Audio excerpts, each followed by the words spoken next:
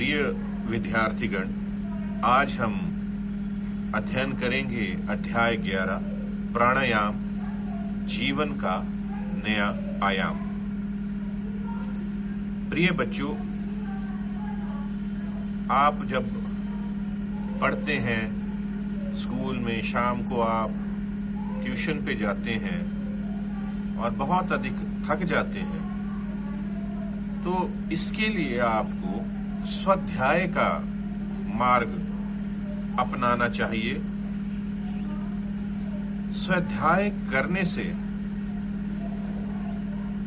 बच्चे को ये फायदा होता है कि अगर क्लास में ही वो अपने शिक्षक को बता दे कि उसे क्या मुश्किल आ रही है, परेशानी आ रही है, तो क्लास में ही वो अपने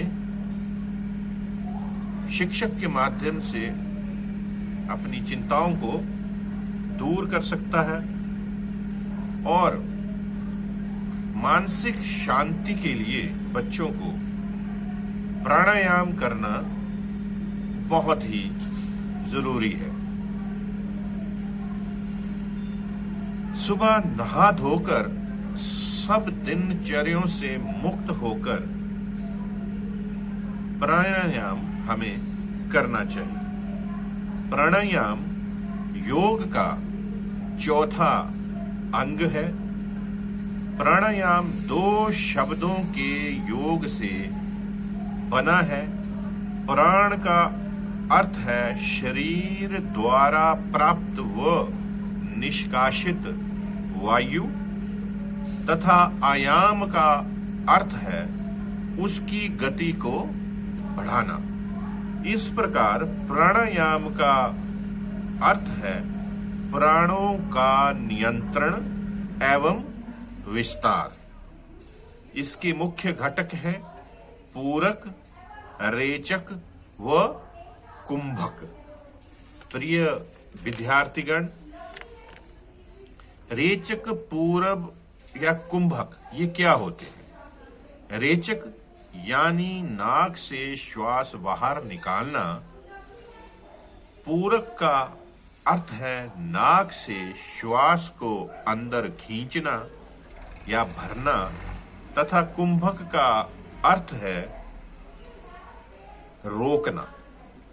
कुंभक 2 प्रकार का होता है, बाह्य कुंभक व आंतरिक कुंभक। जब श्वास छोड़ने के बाद श्वास बाहर रोक दिया जाता है तो उसे बाह्य कुंभक कहते हैं। जब वह श्वास अंदर भर तो इसे आंतरिक कुंभक कहा जाता है। अब हम जानेंगे कि प्राणायाम की उपयोगिता क्या है। प्राणायाम शरीर व मन दोनों को शुद्ध करता है।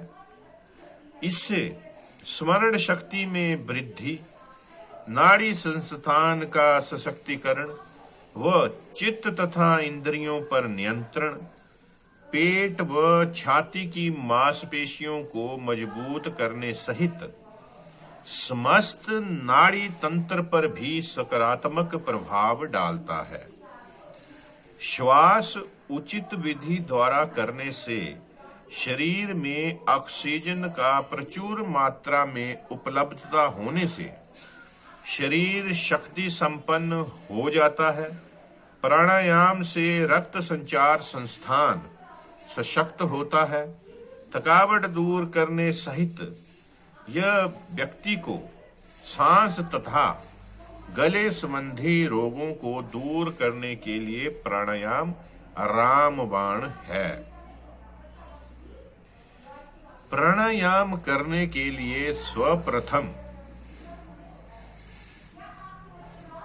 करते हैं शीतकारी प्राणायाम। इसके लिए पद्मासन की स्थिति में बैठना पड़ता है।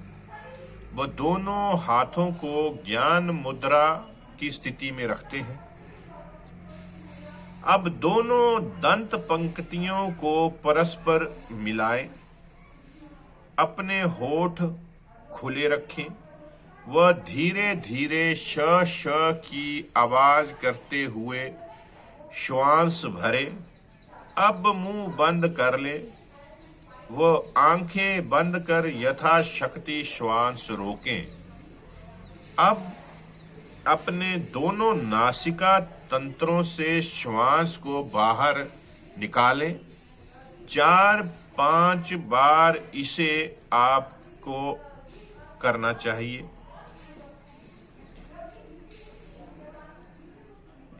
इस प्राणायाम को ठंडे स्थानों अथवा सर्दियों में इस प्राणायाम को नहीं करना चाहिए। सर्दी जुकाम होने पर या दमा के रोगी इसे ना करें। इस प्राणायाम के अभ्यास से जीवा व गले के रोग ठीक होते हैं। उक्त रक्तचाप के रोगियों हेतु यह लाभकारी है। पित्त प्रकृति वाले लोगों के लिए यह लाभकारी है। गर्मियों के मौसम में इसका अभ्यास लाभदायक है। अब बच्चों, हम जानेंगे शीतली प्राणायाम के बारे में। शीतली प्राणायाम करने के लिए भी आप पद्मासन की स्थिति में बैठकर दोनों हाथों को ज्ञान मुद्रा में रखें।